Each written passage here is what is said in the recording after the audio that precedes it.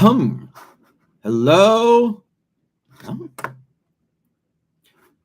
Hello, everybody. Welcome to what I believe to be video number 26 of my life story, in which I am still 15 years old at this point. But first, let me start with a couple of little corrections. Correction number one, I said that my stepfather dealt with the whole draft during the Vietnam War situation by being in some way in the Navy. I was wrong. He was in the, I believe it's called the National Health Corps, which is a sort of military type organization that I really know almost nothing about, but it enabled him to live basically a civilian life while working in the Veterans Hospital, and faked a nervous breakdown when they tried to get him to actually serve on a military vessel. Okay, number two. I somewhere back in the past, I said that when I was in the Garifuna village of Barranco, I was with a Garifuna teenage boy who was digging for iguana eggs. I remember him saying, "This is much fun. You can't do this in America. You can only do this in Africa." Of course, he was in Central America, not Africa, but I kind of get what he meant. Anywho, he may have said they were iguana eggs, but thinking about it, it was he was digging in the sand on the beach. So it's much more likely, I now realize, that he was actually digging for sea turtle eggs. So yeah, they ate sea turtles and they probably ate their eggs, and you shouldn't do any of that because they are now endangered. But I did that as well, but I didn't dig for them. He did. Anyway, okay, getting back to my main story. So I have managed to get from the Guatemalan Garifuna town of Puerto Livingston to the Belizean, basically ethnically mixed town of, but with a large number of Garifuna as well, of Punta Gorda. And at first I moved back into the house where I had been living before with the 4 young women / girls. And I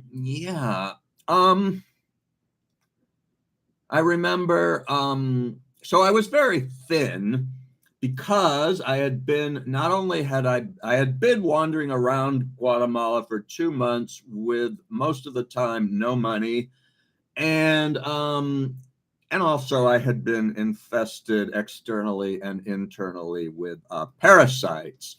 The internal ones, the external ones, I was able to get rid of in Punta Gorda. But the internal ones I did not know about until I got back to the United States. And I can't be sure if I picked them up in Belize or Guatemala, but I think Guatemala is a more likely candidate because it was just kind of, I don't know, more not good, really, in many ways. So I moved back in with this house. I was quite skinny. The 14-year-old girl, what was I calling her? In any case, I said something like, "Am I fat?" I don't know how to come, like, "Am I fat?" And she said, "No, you maga like dog," meaning I'm as skinny as a stray dog. Of course, down there, the dogs didn't get fed. Well, a stray or actually a domestic dog. Either way, they didn't get fed a lot because people were, dealing with feeding themselves and each other and not so much giving lavish amounts of food to their dogs. So there's even a calypso song that goes, "Sorry about Maga dog. Maga dog turned around, bite you," meaning the skinny dog turned around and bit you. Yeah. So one day I was sitting there. Mr. McNeary, and that's his real name. I don't see any reason to protect him. Mr. McNeary, the pedophile, came over as he did from time to time.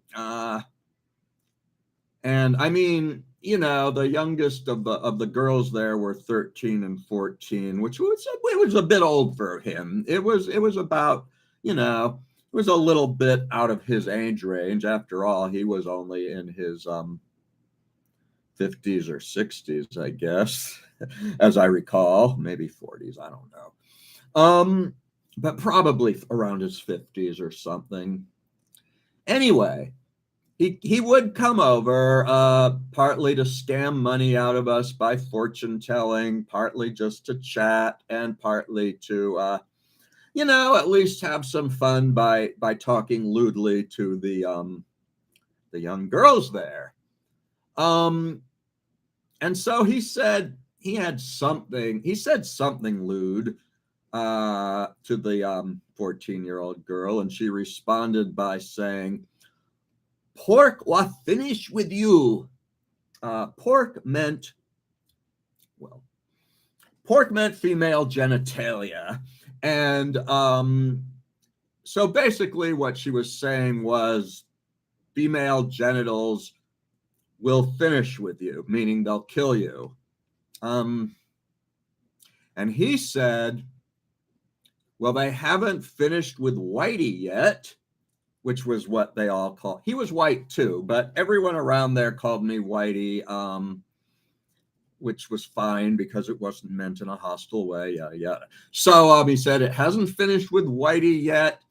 He's putting some weight back on, getting his health back, etc. Okay, now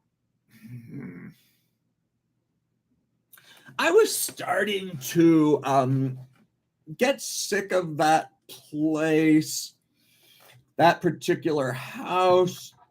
I was I don't know, maybe I was getting sick of the intense party atmosphere all the time vibe, and the hypersexual vibe, and not vibe, reality, basically, the super high partying, hypersexual activity that was going around me all the time. And I kind of had this feeling that the women there were exploiting me financially, which, I mean, maybe they were a little bit, but I was getting, let's just say I was getting my money's worth out of the arrangement. In retrospect, I think what I would have done, so this Asian Indian guy from the town of Rancho, which was 5 miles away from Punta Gorda, and I know that because it was also known as 5 miles. They did that sort of thing. And he invited me to live with him up in Rancho. So I did. And I'm not sorry I did, because I learned a lot there. But if I could magically go back in time, having my memories intact, I think maybe I would do it differently. Maybe I'd just stay there for a week or something and then go back to Punta Gorda. There was a teenage Garifuna girl there that seemed to be attracted to me, and I was attracted to her. And her father actually invited me to stay with him. So why didn't I do that? I don't know. Maybe it was just plain old wanderlust, which I had a lot of for a long time. And I mean, can't say I'm totally over it yet. I've had it most of my life, as the folks in my family, mother, father, stepfather, have all had a strong urge to travel a lot. And yeah, so I guess that's probably the main reason. So I moved to this village of Rancho in this house with this. Okay, the term down there was coolies. And so, briefly to explain, there are people of Asian Indian descent all over the former British Empire. And the reason for that is because basically they would take these people from, the Indian subcontinent, which, includes now the countries now known as India, Bangladesh, and I guess probably Pakistan as well, maybe.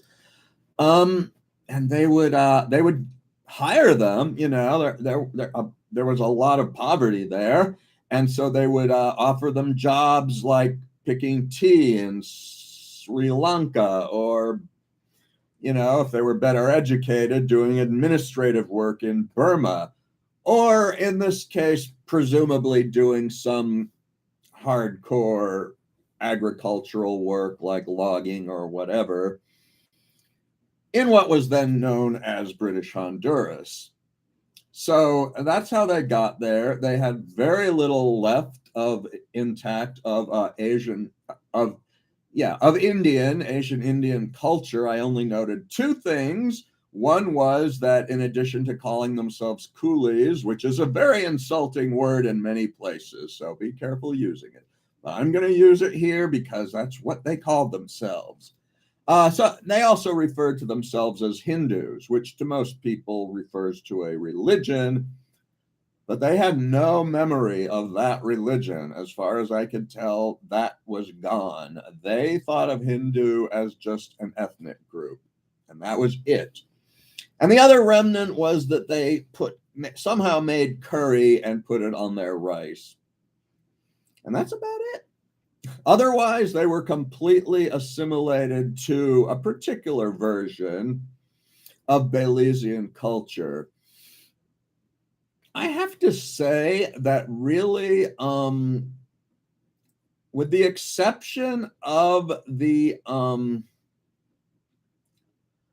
little Mayan camp that I stayed in for like one night, which was too long enough to get infected with fleas and so forth, infested rather. With the exception of that, this village of Rancho, it was basically the most hard living, hard scrabble, life of anywhere I had encountered, at least in rural Belize, and probably in the city too. Although I know there was worse poverty there that I didn't see, but wasn't as bad as it's gotten. But that's another story. Anyway, why were they worse off? Well, first of all, they seem to all be illiterate. Now, I know that it was common in villages because the high schools were all located in towns, such as Punta Gorda or Stan Creek or etc. And so, and high school, I guess starting around 14, their education prior to that, I guess, was in the villages. I know that in the Barranco, the Garifuna village, it was, and that's why as soon as they valued education, so as soon as they got past that age, or even up to that age, if they were really smart, they would move in with family in Punta Gorda temporarily so that they could attend high school. But the folks in Rancho didn't do that for a combination of reasons. I think they couldn't afford it. They didn't value education as highly, and whatever else. But they did mention going to some sort of primary schools, the Wesleyan, Catholic, all the schools there were religious schools. But so why, even if you didn't go to high school, that you still should be educated enough to learn to read and write. But none of them seemed to be. As far as I could tell, they learned the alphabet. At least some of them did, and that was about as far as it went. And so another reason was that it was quite buggy. So they had, Punta Gorda, the house had bed bugs, and nobody really cared. But in Rancho, they just had mosquitoes that lived like in the house, as well as those that lived outside. Inside, they just lived there, layer and layer. And so, of course, at night, they would bite. And the turning the kerosene lamp, leaving it on, which kind of bugged me, was the only way to diminish them. Until I finally got a can of insecticide and sprayed it all over, which decreased the number. So they had that. They also had rats. So just as in Livingston, there were gaps. So they lived in a house on stilts, which was pretty common. And I believe the house was made of wood with a thatched roof, which was also common. But then there were gaps in the wood. So just as in Livingston, they filled the they covered the walls with a wallpaper of ordinary newspaper and fastened by wet flour. But unlike in Livingston, where that just attracted like these mouse-sized cockroaches, which were actually harmless, they didn't bite, In Rancho, it attracted rats, which did sometimes bite. Eventually, they started bite. They got bolder and bolder, as far as I could tell, and they probably lived mainly in the thatch. As well as, I know that there were scorpions, black scorpions that are not actually deadly, but some of them lived up in the thatch, I know, because one fell on my head, which freaked me out because I didn't know that it wasn't deadly. And so there was that. And then there were lice. At a certain point, I don't know if I had only just noticed or they had arrived somehow, there were lice in the hair of all the residents there, including me. And when I tried to get them, they did not take that seriously. When I tried them to follow the proper procedure to get rid of the lice, they just weren't interested and thought I was being silly. Because frankly, sometimes I was silly, if not downright counterproductive, in my attempts to get rid of the vermin in the area, which bothered me a lot. Outside, there were, what were there outside? There were, of course, there were mosquitoes, especially in the evening at night. And there were the doctor flies, which were those biting flies, which they called them doctor fly. They had like these, they were like green with these orange eyes and maybe yellow heads. I don't know. They were colorful monsters. Related to, or the same, somewhat related to bottle flies in the US, I guess. But they called them doctor flies because first they would numb an area of your skin before they would bite you and start sucking your blood. So therefore, it took you a minute to realize that you were there because, that they were there, then you might see them and realize they were there, but you didn't feel them as soon as they penetrated, because they gave us some sort of homemade anesthesia before they began their surgical procedure. So that's why they were called Dr. Fly. It's actually kind of creative, in my opinion. Mosquitoes and every kind of flying critter, well, every kind of flying six-legged critter there was called a fly.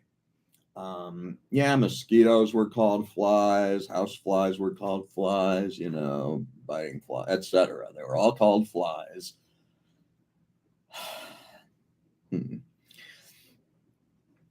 And there was one bed, as in Punta Gorda, there were maybe 3 small rooms, one bed. This time I did not get the bed. So I was living with like a middle-aged couple and their 4 boys. One of them, I think, wasn't their son. He was like from a family in Belize City or something. He was the one that irritated me the most. But the one that was, so these boys were like ages like maybe 13 or 14 up to 20. The oldest one was actually the worst. He was a drunk, and a mean drunk. He would come home drunk and argumentative, and what could we do but be quiet until he got into his room and fell asleep. So I think he got the bed if he was home, and otherwise the next oldest one, who was like in his late teens or so, got the bed. And the rest of us got to sleep on the floor, which I didn't really mind that. I was, I guess sometimes the other son got the floor. The 2 oldest ones switched as to who got the bed and who got the floor. But I was used to sleeping on blankets on the floor, so that didn't really bother me. So to get into the food, so like most Belizeans, they referred to every meal as tea. Which of course they got from the British, who referred to at least some meal as tea time. I don't exactly know which one. And of course, and also because tea was included in most of their meals. And so in Belize, what you mostly got was like red or black tea with with both condensed milk and generally some kind of sugar, but maybe not always, because even with just the milk it was sweet. And then what would they eat? Well, this varied. For carbs, they usually ate white rice, again, with curry sauce on it. And then the protein dish really varied a lot. So sometimes you might get some nice bush meat, like for example, armadillo or venison. They shot a deer, or a river turtle. So they weren't on the coast, but I guess there was a river nearby. Yeah, there was. So you'd get that. Armadillo. Yeah, I ate that. It apparently humans and armadillos are the only animals that get leprosy, but I didn't get leprosy, fortunately. All I remember about the armadillo, it was a bit dry, but it was still better than a lot of the other foods we got. So a lot of the food was derived from cows and pigs. Nothing unusual, but a lot of Belizeans got the parts. I don't know whether it was from their neighbors or shipped from the US or whatever. They got the parts that weren't so popular. So in Punta Gorda, we ate a lot of pigtail, which I thought was good. It was kind of fatty, but I was not overweight, so that was fine. And yeah, pigtails. And then in Guatemala, at least once I got a pig foot that the hair hadn't been fully burned off. So I've mentioned all this before. This is just in review. But in Rancho, we got some of the really weird bits. So we got pig ear and pig snout. So both of these, as they are, on people, this is basically gristle. It's not meat, it's not fat, it's this hard, chewy stuff. It's this chewy, gristly stuff that I didn't particularly care for. And on another occasion, we got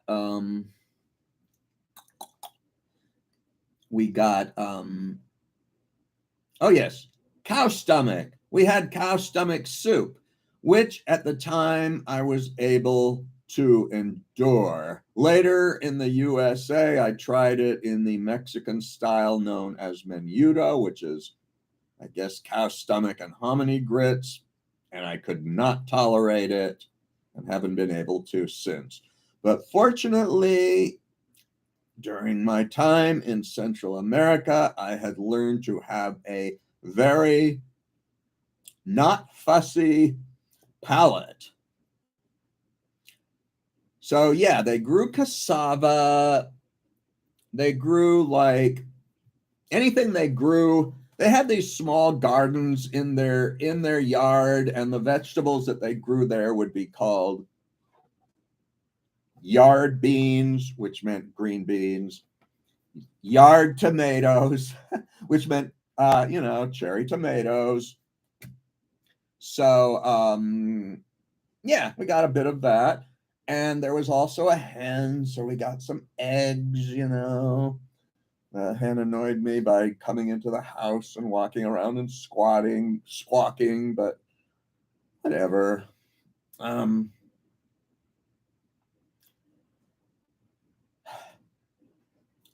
and we had fruit. Sometimes we got mangoes. We had at least once we had mangoes and other tropical fruits we could manage to get a hold of. And then oh yes, at least once we had instant coffee, which I think they'd gotten for me because I said I liked coffee. I just found it amusing that I don't know why, but I did, I drank it, of course. They had alcohol, often in the form of rum, beer, or sometimes whiskey. They had sodas and they had ideals, those popsicles that had been a big thing all over Belize. Very ordinary, like very simple popsicles in a paper bag, a little plastic bag. You bit the end off and suck them. They were in different colors. Somebody described them as all being just basically tasting like sugar with a slight trace of chemicals. Well, that may have been the case, but when you're in that hot jungle, it is absolutely exquisite as far as I was concerned. Ideals, they cost 2.5 cents each, and you could get them at the store, which was a very small store, very small, but you could get ideals and rum and stuff there. So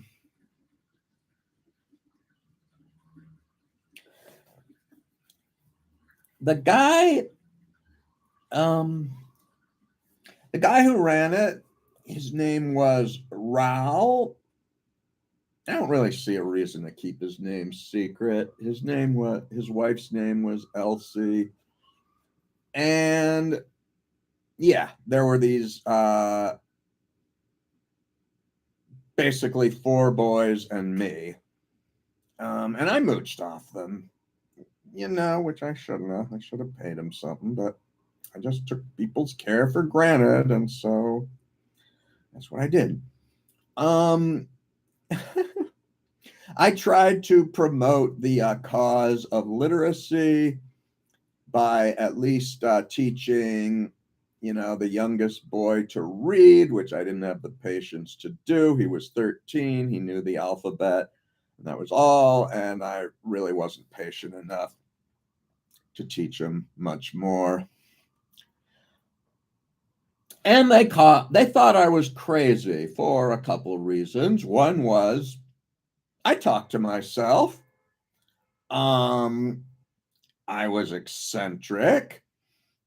And by the way, I still talk to myself, and I'm still eccentric. But one time, one of the kids told me to kiss the dog, a domestic dog. And back home, I had always kissed my dogs. It was no big thing. Maybe it was a bad idea, but and then so I did it. And then one of the boys, maybe the one who had told me to do it, said, "See, if you kiss the dog, people will think you're a fool.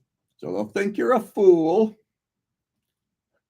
This is not the only time where I've been in a place where the locals have told me to do something and then immediately said they thought I was foolish or weird for doing it. But they were probably right. The dogs there probably were more prone to contagious parasites than our well-groomed, well-cared for United Statesian dogs were. Oh yes, why else? They thought I was eccentric because I, as they put it, I would run in the sun hot, meaning I would run when the sun was hot. Well,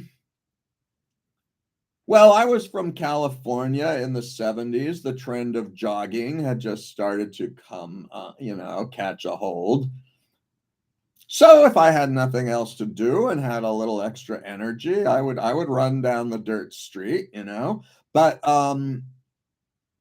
they didn't. And it goes back to that old poem by Kipling that says mad dogs and Englishmen go out in the midday sun, which basically means that people in hot climates, people in hot climates tend to organize their life around the sun, which means that they will get up early when the sun first rises and do whatever heavy labor they had to do. And then in the afternoon or noon to afternoon, when it got really hot, they would basically just hang out in the shade and sometimes sleep.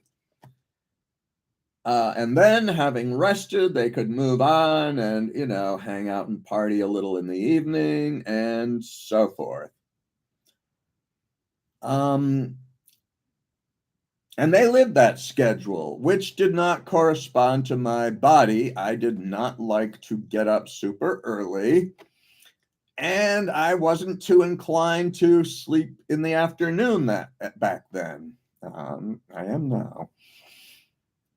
And so, but I did my best. Kind of did my best with some griping and complaining, I'm sure. So that was the way we lived. So when we got up, we would rise about 5 p.m. and I would go out with the 13-year-old boy. We had to walk a bit and we would gather wood. And I remember one of the first times we did it, he basically set the forest on fire. So he just, he lit a fire and it just started spreading. And I was like, WTF, what are you doing? I had heard Smokey the Bear and knew we were not supposed to start forest fires. And he didn't understand why I was upset. He was like, just don't think about it. I'm like, so that was one bit of culture shock.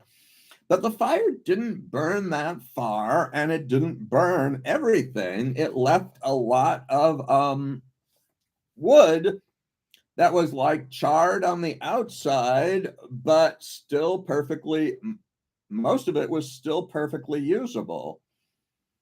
And so I guess this was a form of slash and burn agriculture, which also isn't good, but it's also quite common.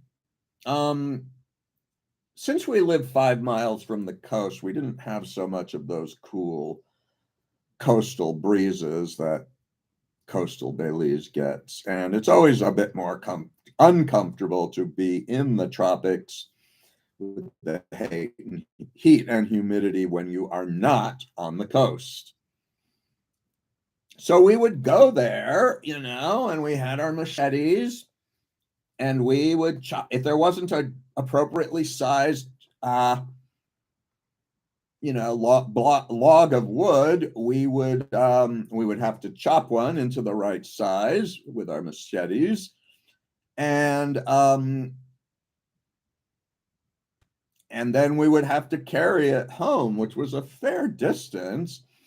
And then once we got it home, we had to chop it into firewood. So I learned to chop wood with a machete, which, as I've said, was the Swiss Army knife down there. They used it for everything, including weapon. But I never really, I didn't ever really learn to chop wood with an axe. I think later I tried to do it and wasn't very good with it. And that's how we do it in the US. I guess I got a little better. But I did learn certain tricks about chopping wood, like you chop with the grain. It's a lot easier to chop with the grain rather than against it. So yeah, that's how we got firewood. This place had no electricity, with the exception of a battery operated radio and later they got a battery operated record player, which was a marvel of modern technology to them. And yeah. So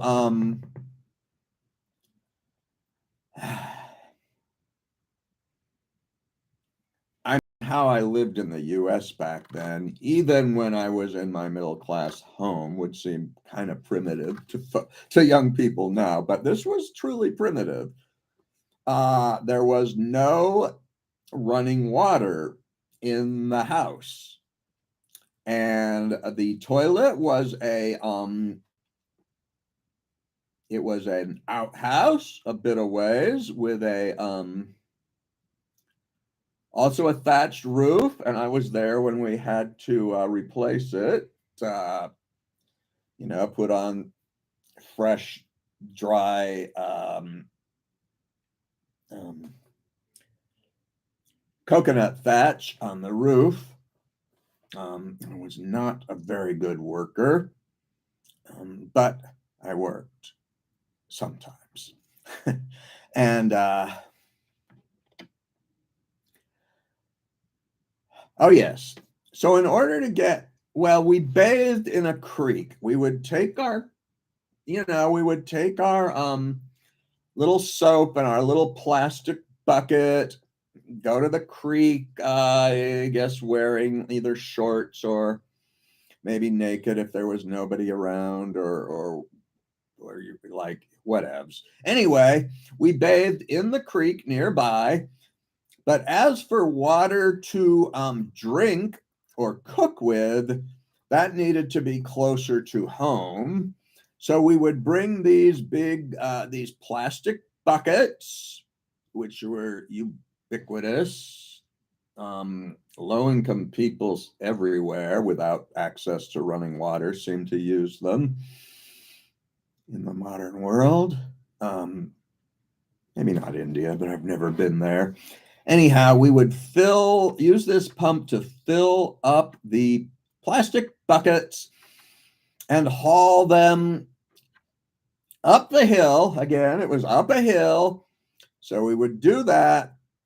So I can see why these people who were getting plenty of manual labor in their day, because they also often had to hunt and fish and whatever else, forage or garden to get food, they may have felt that they were really getting enough cardiovascular activity into their lives, not to mention muscle workout, and really would not have seen the point of running down the street like I did.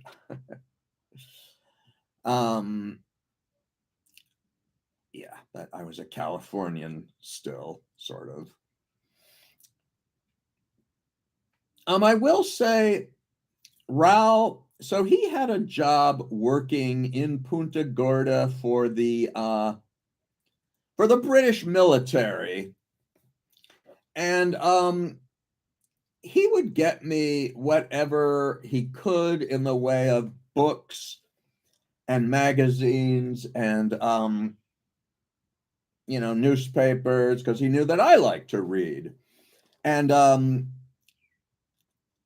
a bookstore had just opened in Punta Gorda, and that was like considered a marvel of progress. There was that magazine Bruckdown, which was the only magazine, only party neutral news outlet that they had at the time, not put out by any political party. And on the back, it was, I think on the inside cover, it said Belizeans, something like Belizeans of great achievement. And in it, there was a picture of the woman in Punta Gorda, and it said, so-and-so started her own bookstore in Punta Gorda. And above that, it said, her quote was, "If you want change, don't wait for it. Make it happen yourself," which is that's generally good advice. So what am I getting at here? Oh, yes. So there was access to some more reading material, but as I was getting to, I was not a good advertisement really for literacy, because they thought I was kind of crazy, and I would laugh to myself. All these traits associated with basically being on the autistic spectrum, but none of us knew that. And they thought I was crazy because of reading. So they basically deduced, correlation is not causation, but a lot of people think it is. So they deduced that my general weirdness, which was partly from coming from a different culture and partly from the weirdness that I bring everywhere I go, that's considered pretty weird virtually everywhere. But they blamed it on me reading. By the way, in terms of neurodiversity, well, it wasn't well understood in the US back then either.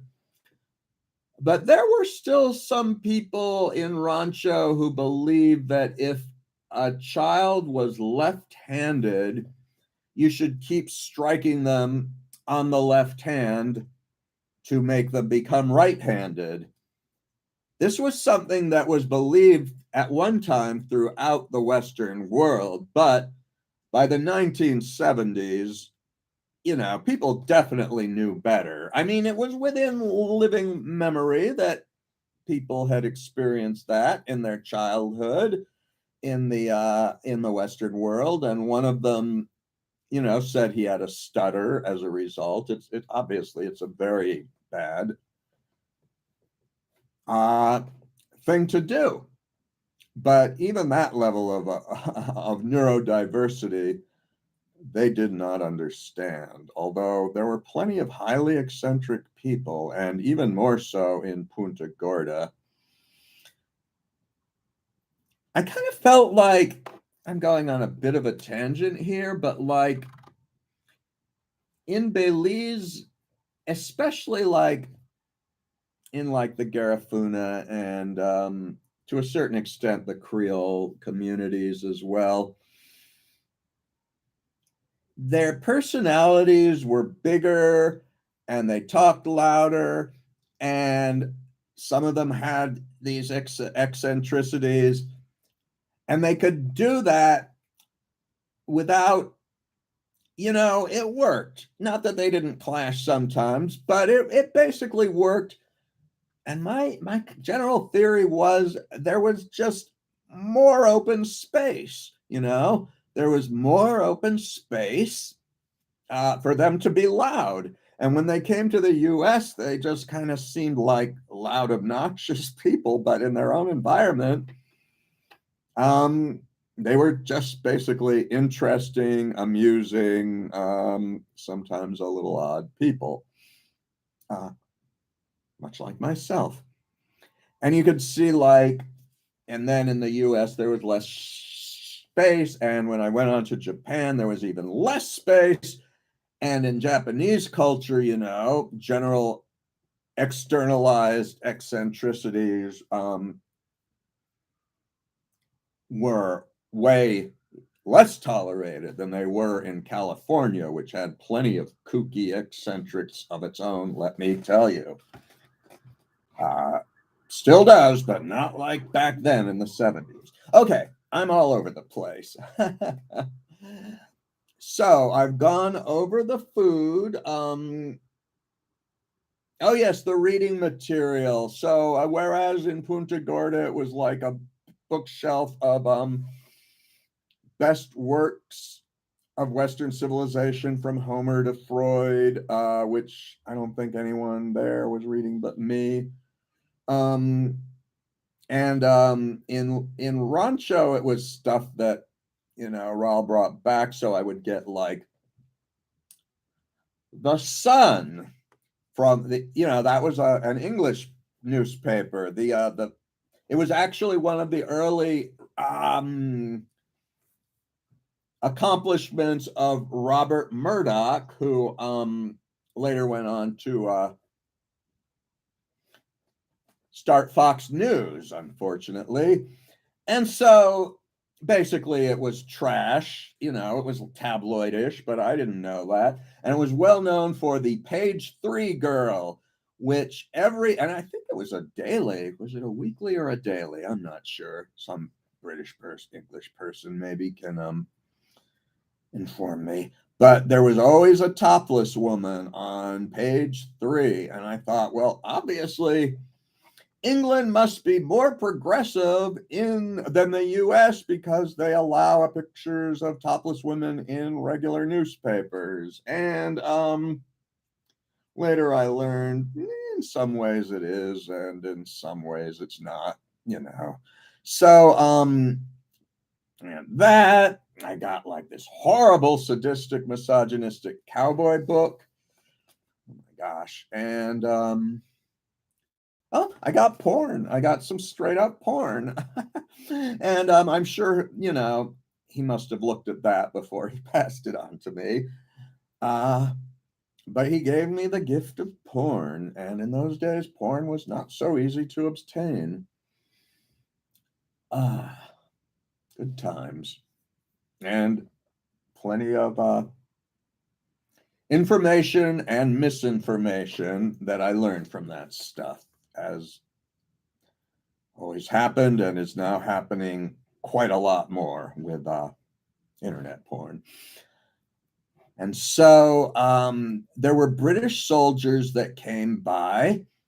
Sometimes there were English soldiers, but there was a platoon of Scottish soldiers in town. And why did they go past Punta Gorda into Rancho?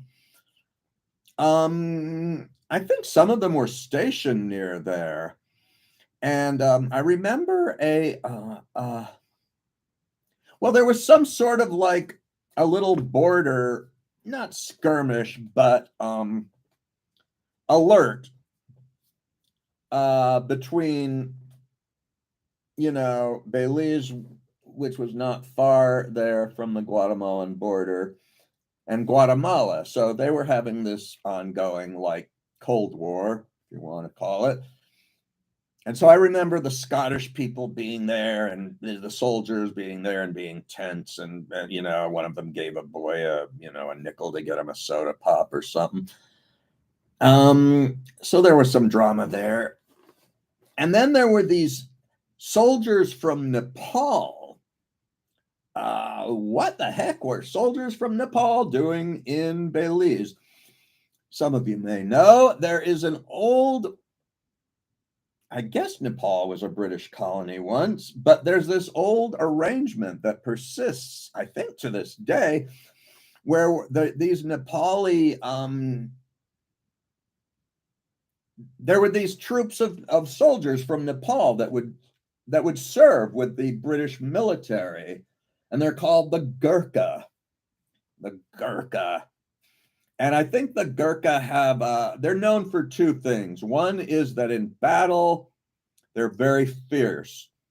And the other is when they're not in battle, though, they're like gentlemen soldiers. They're pretty nice, to each other, to civilians, to even to prisoners of war. They're not the worst. They're among the best of people who were fighting the imperialist ventures for the British Empire.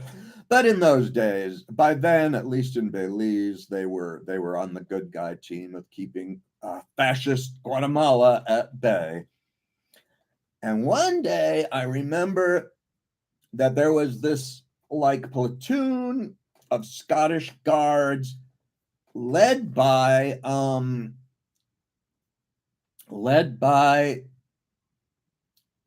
a Scottish soldier in a kilt, aka a traditional Scottish skirt, playing bagpipes, and behind him was some Scottish soldiers, and behind him was a bunch of Gurkhas, Nepali soldiers, all marching along.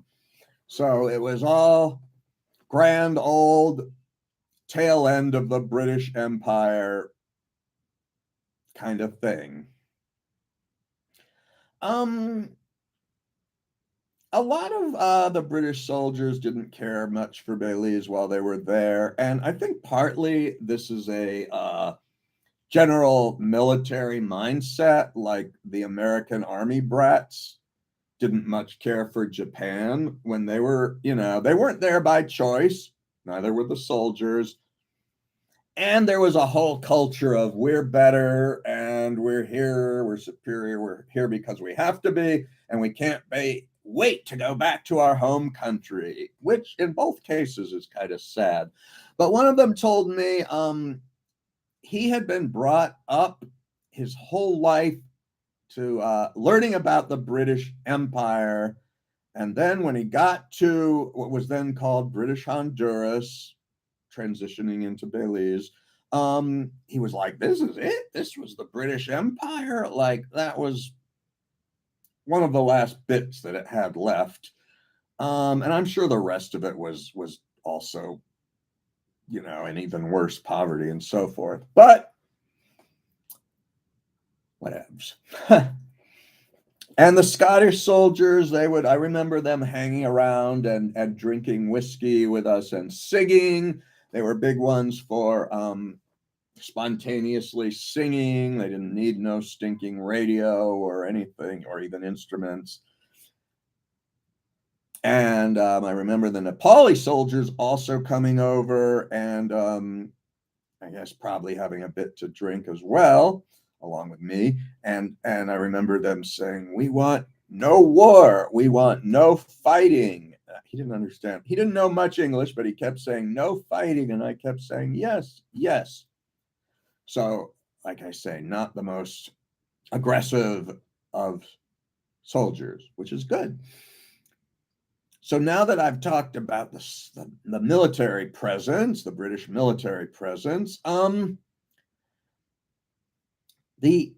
real heart of the story, and I'm just was kind of setting the background here, was this culture. I mean, I would call it a collision. I don't know whether to call it a culture collision, a culture clash, a cultural, really a form of cultural imperialism is what it boils down to. And that was the mostly American, most of them were American evangelical Christians. They had one woman from India who, I guess they brought her because they thought she would relate better to the people of, she could relate to the people of Indian descent in Rancho, but she really couldn't. The cultural, gap was so bad that, her form of English and elderly coolies couldn't even really understand each other when they tried to talk. And she said she was surprised to learn that there was no Hinduism there, like she was expecting. I mean, she was glad. She hated Hinduism, but on the other hand, you know how those people are. Like, it didn't matter if they were practicing some other form of Christianity, they were still damned unless they picked up their particular form of Christianity. So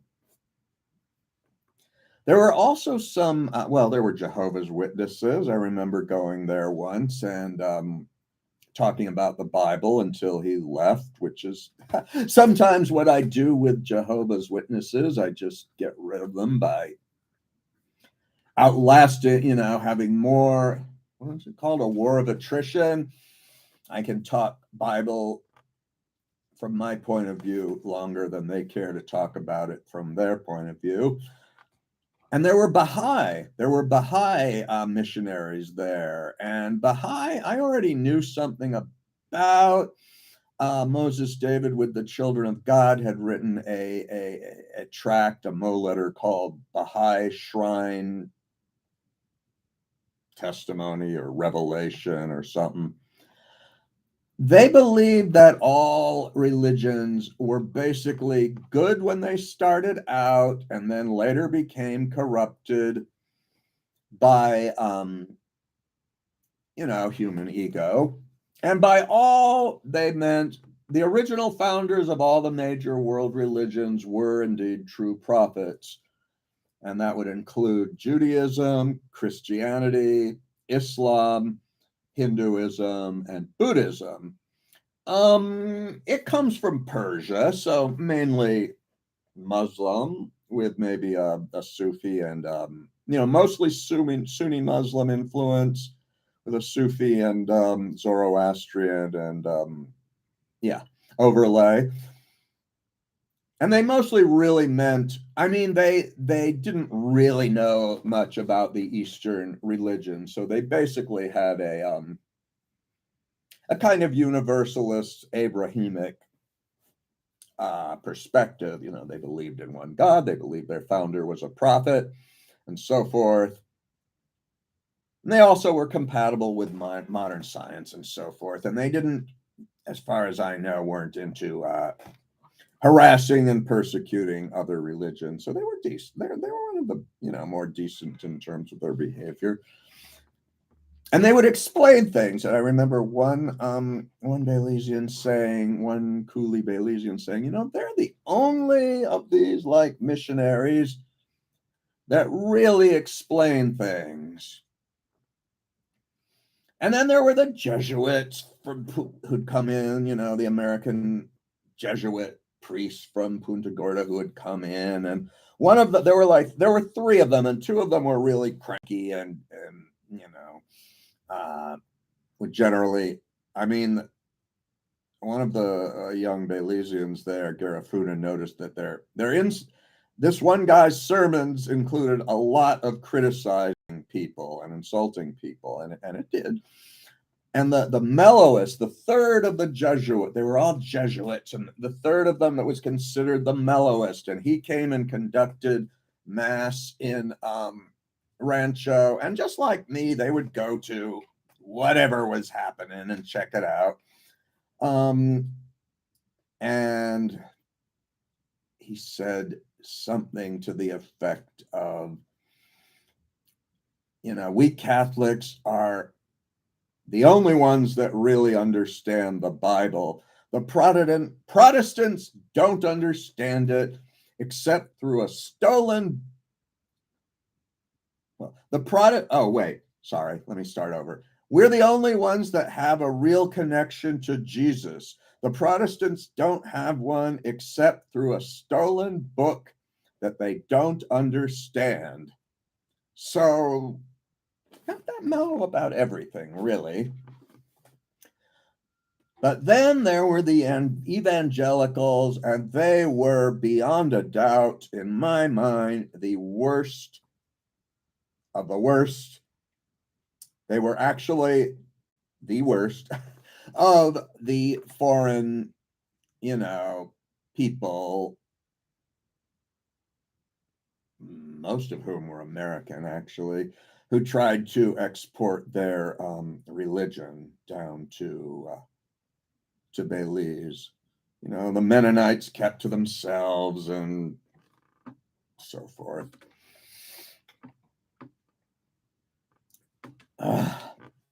Yeah. And so I really had a love-hate relationship with those evangelicals, and gradually it turned more into a dislike-hate relationship. And pretty well, by the end of it, it was pretty much a strongly dislike, or maybe I liked a couple of them as people, but really strongly disliked their religion. And that was actually a big thing for me, because I still had this hangover from when I was like 12 and 13 of wanting to create a gigantic religious superstructure in which all religions could be simultaneously reconciled and be true. And that was, why I related to the Baha'i prophecy to some extent, because he was, Baha'u'llah, I believe, was on a similar mission. But once I really found out what those missionaries believed, and they pointed, sometimes inaccurately, I've later learned, but they pointed to the biblical verses that confirmed it. And I was definitely wanting to still believe that even if they had it, some of them had it wrong, the Bible itself was still true. They basically blew that out of the water and left me in a disoriented sort of state for a couple of years, as far as that went, an undecided state. I had not yet figured out a more nuanced look at religions, which is, it's not just a matter of comparing this one to that one, but pretty much most of them that I know of have this kind of fundamentalist, extremist, conservative to reactionary, right-wing version of them. They believe in taking their scriptures or traditions absolutely literally, never letting them change, never, hating people who did them slightly differently. And that would include, pre-modern attitudes towards, I'm not even going to say pre-modern, because not all these pre-modern people had them. For example, a lot of the people in Belize were new to modernity, and they did not have these sex negative attitudes at all. So pre-modern isn't the right term, but more like these reactionary, let's just say authoritarian controlling religions that want to control people's everything, their sex life, their and everything else. You get what I mean. Took me some years to figure that out, but I'm going to get into the whole sort of duel that I had with the evangelical Christians, mostly in Rancho.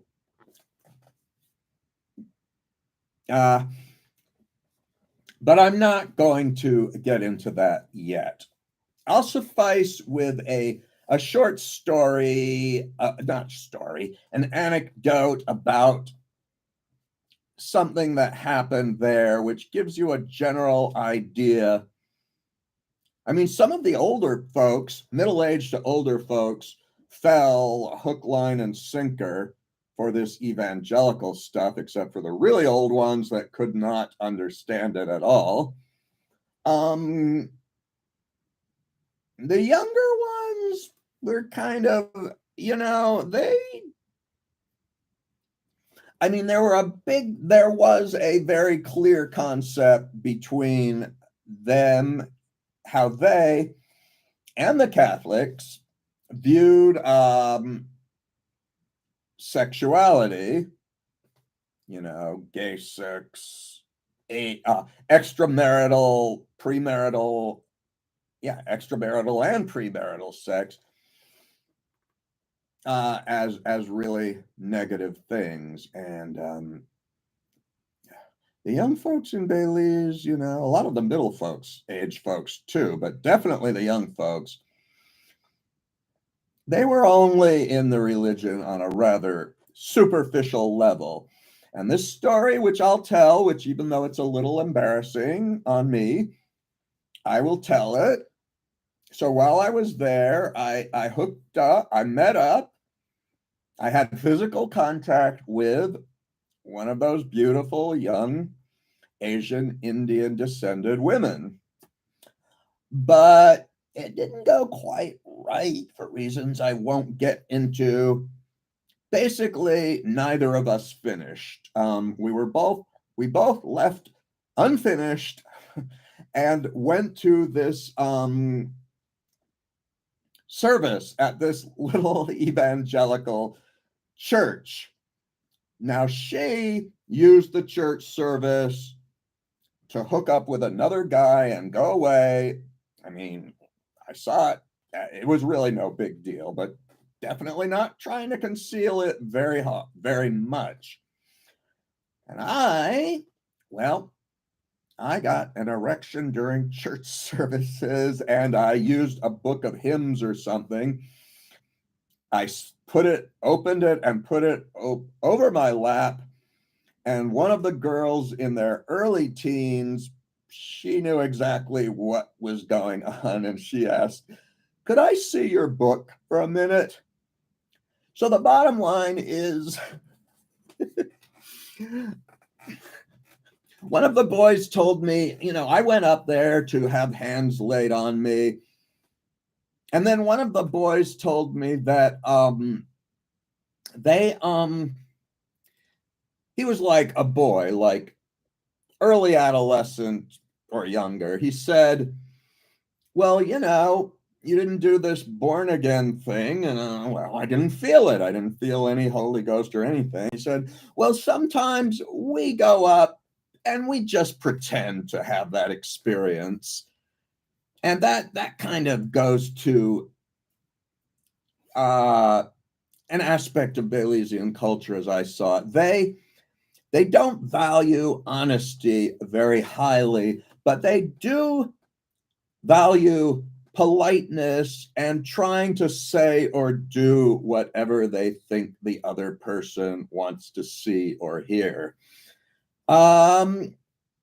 So yeah, I mean, you could say, well, I should be more honest, but on the other hand, they are being polite but still, the bottom line here is that they adopted this religion only on a very superficial level.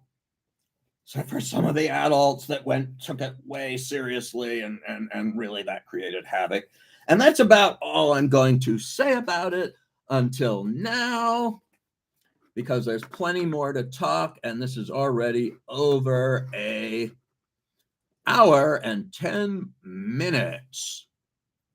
So I'm going to bookmark it in the hopes of it being easier for me to find my own videos. And then I'm going to end the stream. Good night. Good night.